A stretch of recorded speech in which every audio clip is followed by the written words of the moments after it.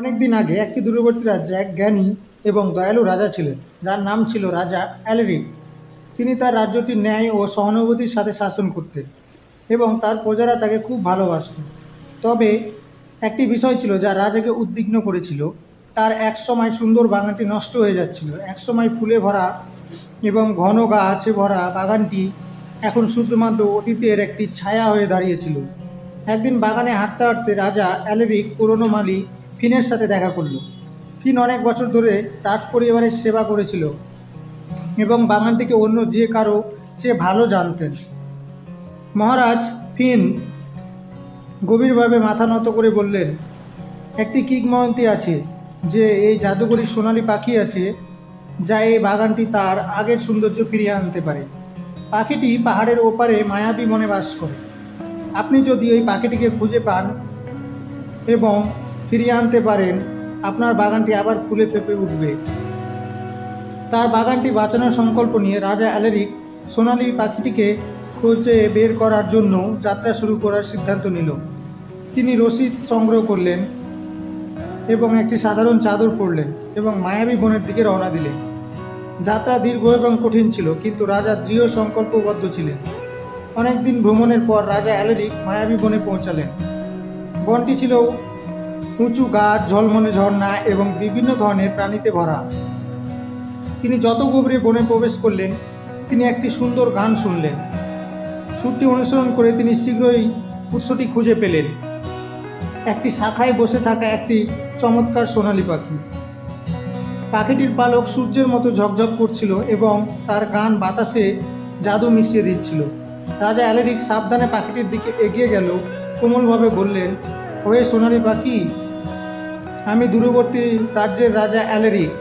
আমার বাগান শুকিয়ে গেছে এবং আমি এটি পুনরুদ্ধার করতে আপনার সাহায্য চাই। আপনি কি আমার সাথে আসবেন? সোনালী পাখি রাজাকে মতামতপূর্ণ চোখে দেখল এবং উত্তর দিল, আমি আপনাকে সাহায্য করব রাজা অ্যালরিক, কিন্তু প্রথমে আপনাকে আপনার দয়া এবং জ্ঞানের প্রমাণ দিতে হবে। 3টি কাজ আপনাকে সম্পূর্ণ করতে হবে, শুধুমাত্র তখনই আমি আপনার সাথে যাব। রাজা সম্মতি হলেন এবং পাখিটি তাকে প্রথম কাজটি দিল। বনের হারিয়ে যাওয়া শিশুকে খুঁজে বের করুন এবং নিরাপদে তার বাড়িতে ফিরিয়ে আনুন। রাজা অ্যালরিক বনের মধ্যে খুঁজতে শুরু করলো। তখনই তিনি ছোট্ট একটি শিশু পেলেন যে তাদের পরিবার থেকে বিচ্ছিন্ন হয়ে গেছিল। রাজা সাবধানে শিশুটিকে তাদের উদ্বিগ্ন পিতামাতার কাছে ফিরিয়ে দিলেন, যারা তাকে প্রচুর ধন্যবাদ জানালো। সোনালী পাখি তখন রাজাকে দ্বিতীয় কাজটি দিল। ক্রিস্টাল লেকের পাশে যে আহত হরিণটি আছে তা নিরাময় করুন। রাজা অ্যালরিক আহত পা সহ একটি হরিণ পেলেন এবং বন থেকে প্রাপ্ত ভেষজ ব্যবহার করে তার আঘাতটি সাবধানে নিরাময় করলেন। হরিণটি এখন নিরাময় হয়ে গেল। কৃতজ্ঞতায় রাজাকে নাক ঘষে এবং তারপর লাফিয়ে চলে গেল। তৃতীয় এবং চূড়ান্ত কাজটির জন্য পাখিটি বলল, কান্নার উইলো গাছের হৃদয়ে আনন্দ আনুন।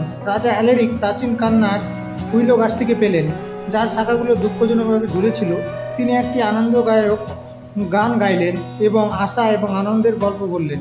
তৎক্ষণাৎই উইলো গাছের শাখাগুলি উঠল এবং এটি বাতাসে মৃদু দোলাতে শুরু করলো। 3টে কাজ সম্পূর্ণ করার পর সোনালী পাখিটি খুশি হলো। আপনি মহান দয়া এবং জ্ঞান দেখিয়েছেন রাজা অ্যালরিক।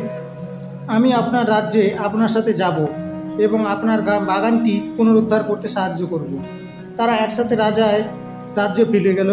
সোনালী পাখিটি বাগানে প্রবেশ করার সাথে সাথেই এটি তার জাদুকরী গান শুনতে শুরু করলো। ফুলগুলি উজ্জ্বল রঙে ফুটে উঠল, গাছগুলি উঁচু এবং মজবুত হয়ে উঠল এবং পুরো বাগানটি আবার জীবন ও সৌন্দর্যে ভরে উঠল। রাজ্যের লোকেরা আনন্দিত হলো এবং রাজা অ্যালরিকের হৃদয় কৃতজ্ঞতায় ভরে উঠল।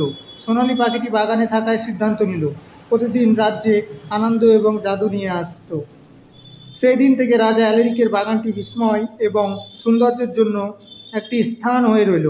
রাজার দয়া এবং সোনালী পাখির জাদুর জন্য এবং রাজ্যটি উন্নতি করতে থাকলো এবং সুখে দিন কাটাতে থাকলো।